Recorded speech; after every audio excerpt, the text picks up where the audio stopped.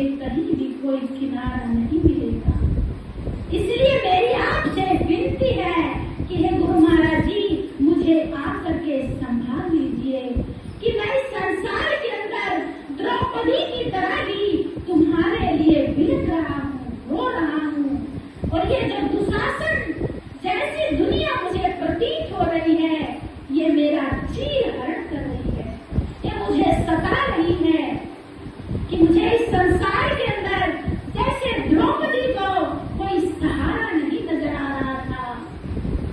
जब द्रौपदी की भी भरी सभा के अंदर चीर हरण हुआ तो पांचों पांडव भी स्वस्थ होकर के नीची गर्दन करके बैठे हुए थे। कोई सहायता के लिए नहीं आया था।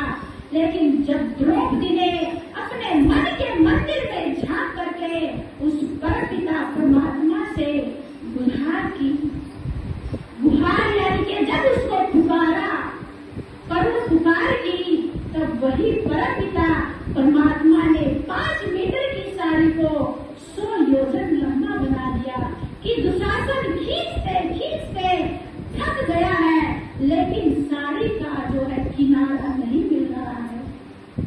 इसलिए हे गुरु महाराज जी, मैं भी उसी निर्बल द्रौपदी की तरह तुम्हें इस संसार के अंदर पुकार रहा हूँ। आप मुझे आकर के संभाल लीजिए, और अगर आप मुझे पतित जान करके, गुनाह जान करके इसी संसार के अंदर छोड़ देंगे तो मेरी किस्ती का कोई किनारा नहीं है। मैं इस संसार के अंदर बिछड़ जाऊंगा, इस संसार के अंदर लुप्त हो जाऊंगा, कभी तुमसे मिल नहीं पाऊंगा। इसलिए मेरी पुकार आपसे है, और आप पुकार सुन करके ये नहीं कहना कि मैंने तुम्हें नहीं पुकारा है, कि मैंने तुम्हें बुलाया नहीं है।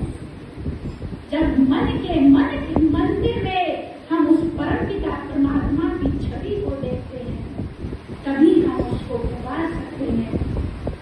इसलिए संत समझाते हुए कहते हैं कि मन मंदिर तन भेष कलंदर, और घट ही तीर्थ नावा, और एक शब्द मेरे प्राण बसत है, बहुरी जन्म नहीं आवा।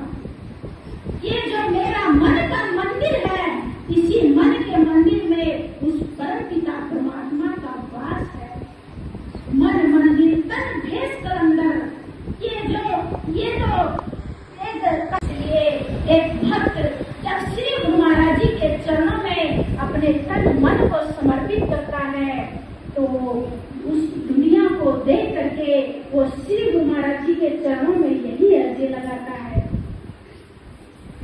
ऐ मेरे सतगुरु आके